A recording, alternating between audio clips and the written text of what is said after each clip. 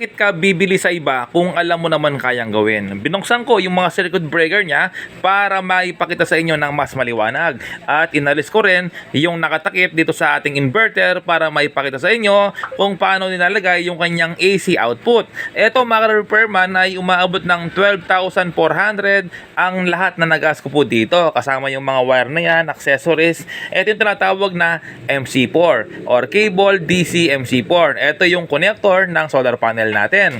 Ito yung tinatawag na DC circuit breaker na 25 ampere po ang bibilin po ninyo. Ito yung tinatawag na DC circuit breaker na dapat 30 ampere po ang inyong bibilin, no? So nabili ko dalawang 25. Ayan, nilagay ko muna. At isang AC na 6 ampere. Ito yung tinatawag na Elijoy 600 watts. Yung kaya po nito ay maximum 620 watts. Kasi nasubukan ko to sa 115 watts sa solar panel ay kayang-kaya po niya. Ito yung tinatawag na ATS or automatic transfer switch. Pero kahit na hindi ka maglagay ng ganito, walang problema. Ito naman po, syempre, yung outlet output. Ito yung tinatawag na voltmeter. Yung voltmeter, manalaman po dito yung laman ng ating battery. Ito kasi sa gabi ay mag-off po yung kanyang volts indicator. Ito yung tinatawag na 12 volts 1000 watts na pure sine wave. Ito naman po yung tinatawag na MCC4 or MCCB, mga repairman, no? Ito po ay 125 ampere para sa ating breaker ng ating inverter.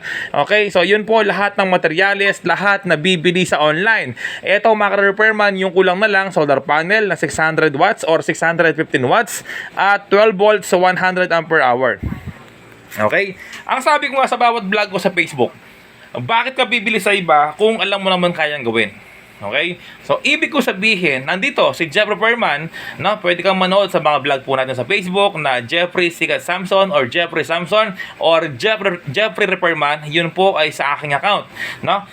Ito mga repairman na hindi po tayo gumagawa tapos binibenta ko. Hindi po ako nagre-repair or hindi ako bumubuo. Ang nais ko lang malaman po ninyo na gusto kong matuto po kayo. Okay? Kumbaga, ako po yung inyong kumbaga, tawag doon, guro. Parang ganon, okay? So, eto mga repairman, unang connection gagawin po ninyo, ayan yung ating layout. Ganyan ang pwesto gagawin po ninyo, no? Tapos, ilalagay po dito ang inyong solar panel. Ito yung positive, negative ng solar panel. At syempre, lalabas po dito positive at negative.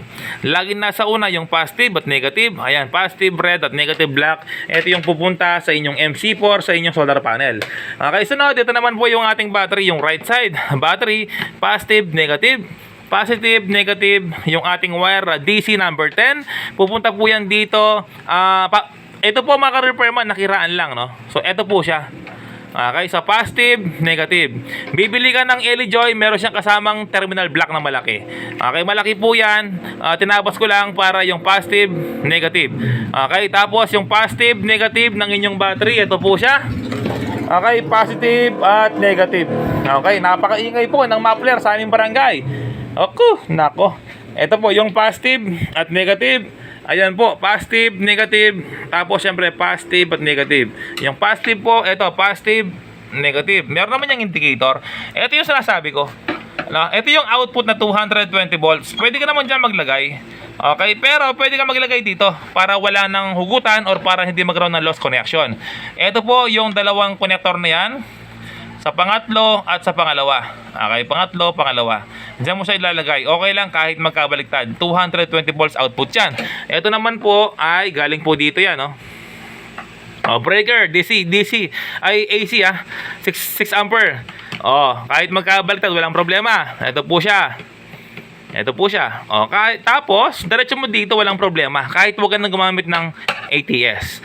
Pero kung gusto mo gumamit ng ATS, walang problema. Ito yung dalawang wire na yan, pupunta po dito sa taas. Ayan po siya.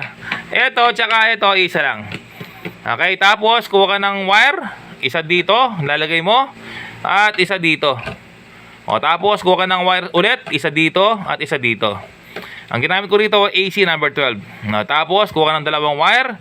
Ayan po, nasa ilalim. Okay lang, kahit magkabaliktad, walang problema. At ilalagay mo na ngayon dito sa inyong outlet. Ayan po mga repairman, lahat na ituro ko na. Bakit ka bibili sa iba kung alam mo naman kayang gawin? Jeff Repairman.